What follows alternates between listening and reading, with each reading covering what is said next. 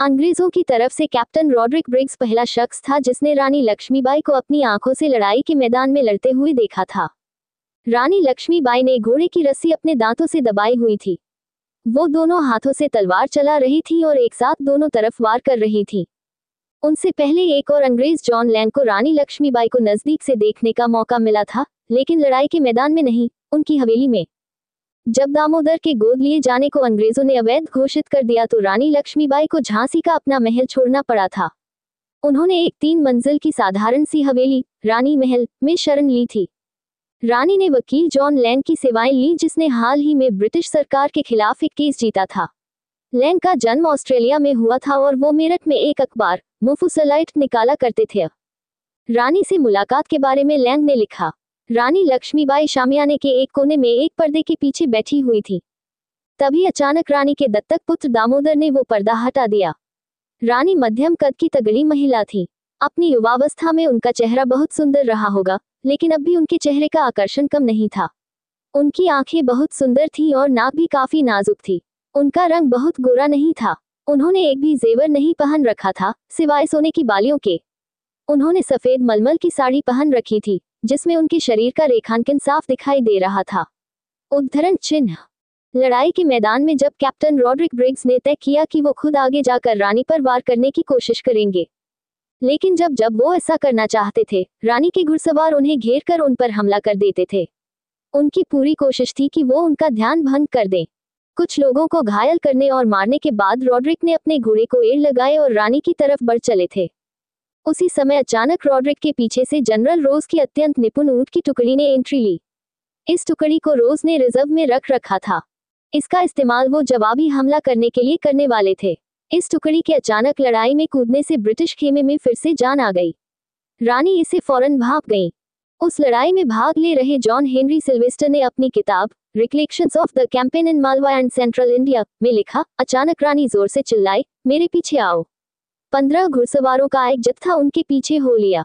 वो लड़ाई के मैदान से इतनी तेजी से हटी कि अंग्रेज सैनिकों को इसे समझ पाने में कुछ सेकंड लग गए। अचानक रॉड्रिक ने अपने साथियों से चिल्लाकर कहा, that's the Rani of Jhansi, catch her. Rani और उनके साथियों ने भी 1 मील ही का सफर तय किया था कि कैप्टन ब्रिग्स के घुड़सवार उनके ठीक पीछे आ पहुंचे। जगह थी कोटा की सराय। लड़ाई नए सिरे से शुरू हुई। रानी के एक सैनिक के मुकाबले में औसतन 2 ब्रिटिश सैनिक लड़ रहे थे।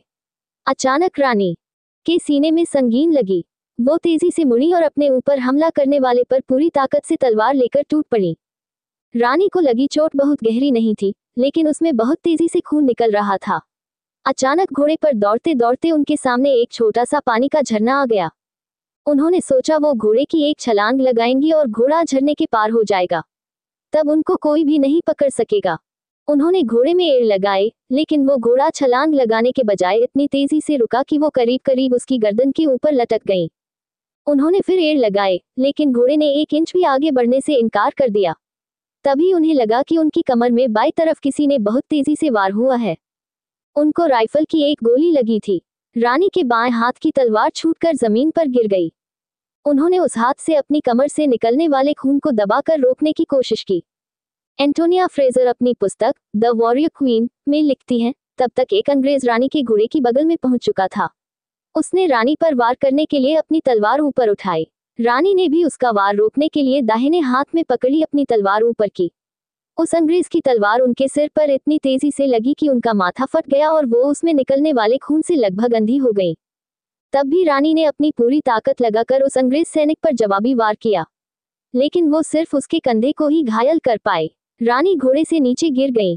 तभी उनके एक सैनिक ने अपने घोड़े से कूदकर उन्हें अपने हाथों में उठा लिया और पास के एक मंदिर में ले लाया। रानी तब तक जीवित थी। मंदिर के पुजारी ने उनके सूखे हुए होठों को एक बोतल में रखा गंगा जल लगाकर तर किया। रानी बहुत बुरी हालत में थी। धीरे धीरे वो अपने होश खो रही थी। उधर मंदिर के अहाते के बाहर लगातार फायरिंग चल रही थी। अंतिम सैनिक को मारने के बाद अंग्रेज सैनिक समझे कि उन्होंने अपना काम पूरा कर दिया है।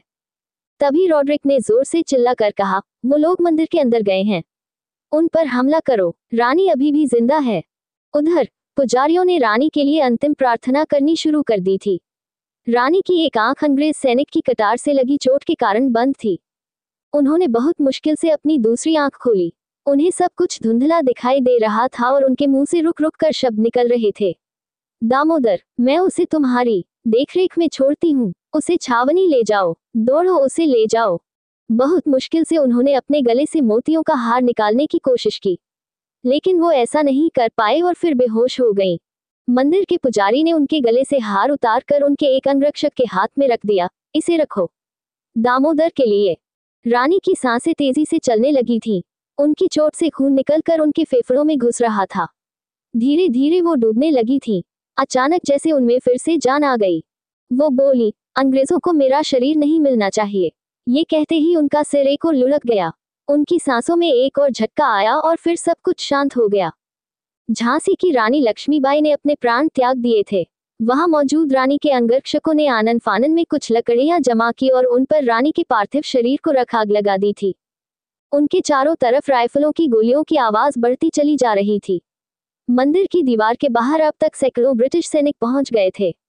मंदिर के अंदर से सिर्फ 3 राइफलें अंग्रेजों पर गोलियां बरसा रही थीं। पहले एक राइफल शांत हुई, फिर दूसरी और फिर तीसरी राइफल भी शांत हो गई। जब अंग्रेज मंदिर के अंदर घुसे तो वहां से कोई आवाज नहीं आ रही थी। सब कुछ शांत था। सबसे पहले रॉड्रिक ब्रिग्स अंदर घुसे। वहां रानी के सैनिकों और पुजारियों के कई दर्जन रक्तरंजित शव पड़े हुए थे। एक भी आदमी जीवित नहीं बचा था। उन्हें सिर्फ एक शव की तलाश थी। तभी उनकी नजर एक चिता पर पड़ी जिसकी लपटें अब धीमी पड़ रही थी। उन्होंने अपने बूट से उसे बुझाने की कोशिश की। तभी उसे मानव शरीर के जले हुए अवशेष दिखाई दिए। रानी की हड्डियां करीब करीब राख बन चुकी थीं। इस लड़ाई में लड़ रहे कैप्टन क्लेमेंट वॉकरहेनिज ने बाद में रानी के अंतिम क्षणों का वर्णन करते हुए लिखा, हमारा विरोध खत्म हो चुका था। सिर्फ कुछ सैनिकों से घिरी और हथियारों से लैस एक महिला अपने सैनिकों में कुछ जान फूंकने की कोशिश कर रही थी। बार बार वो इशारों और तेज आवाज से हार रहे सैनिकों का मनोबल बढ़ाने का प्रयास करती थी, लेकिन उसका कुछ खास असर नहीं पड़ रहा था। कुछ ही मिनटों में हमने उस महिला पर भी काबू पा लिया। हमारे एक सैनिक की कटार का तेज वार उसके सिर पर पड़ा और सब कुछ समाप्त हो गया। बाद में पता चला कि वो महिला और कोई नहीं स्वयं झांसी की रानी लक्ष्मीबाई थी। रानी के बेटे दामोदर को लड़ाई के मैदान से सुरक्षित ले जाया गया। इरा मुखोटी अपनी किताब हीरोइंस में लिखती हैं, दामोदर ने 2 साल बाद 1860 में अंग्रेजों के सामने आत्मसमर्पण किया। बाद में उन्हें अंग्रेजों ने पेंशन भी दी। 58 साल की उम्र में उनकी मौत हुई। जब वो मरे तो वो पूरी तरह से कंगाल थे। उनके वंशज अभी भी इंदौर में रहते हैं और अपने आप को झांसी वाले कहते हैं। 2 दिन बाद जयाजीराव सिंधिया ने इस जीत की खुशी में जनरल रोज और सर रॉबर्ट हैमिल्टन के सम्मान में ग्वालियर में भोज दिया। रानी की मौत के साथ ही विद्रोहियों का साहस टूट गया और ग्वालियर पर अंग्रेजों का कब्जा हो गया।